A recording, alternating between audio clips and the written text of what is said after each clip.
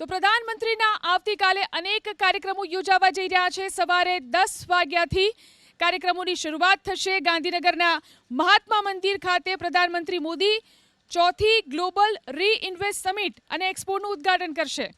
સમિટનું લક્ષ્ય છે 2030 સુધીમાં ભારતમાં નવીનીકરણ ઉર્જા ઉત્પાદન 500 ગીગાવોટ સુધી વધારવું।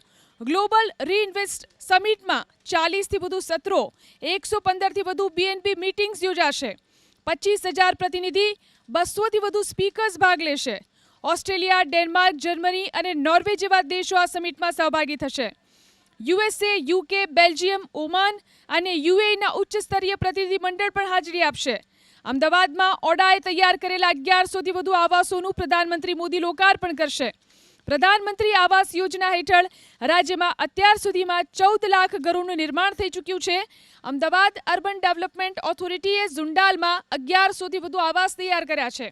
7 માળના 20 બ્લોકમાં દરેક માળે 8 ઘર છે। પાર્કિંગની સુવિધા અને સાથે જ solar rooftop, children play area, garden, anganwadi સહિતની સુવિધાઓ છે।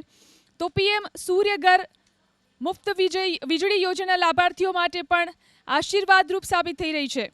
આવતીકાલે પ્રધાનમંત્રી આ યોજનાના લાભાર્થીઓ સાથે પણ મુલાકાત કરશે। તો ગાંધીનગરના વાબોલ ગામથી શાલીન 2 સોસાયટીના રહીશો આ યોજનાનો લાભ લઈ રહ્યા છે। પ્રધાનમંત્રી આવતીકાલે લાભાર્થીઓના ઘરે જશે અને તેમની સાથે વાતચીત કરશે।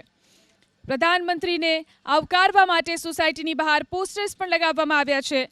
PM સૂર્યઘર મુફ્ત વીજળી યોજના અંતર્ગત કેન્દ્ર સરકાર સોલાર પેનલ લગાવવા 78,000 સુધીની સબસિડી આપે છે।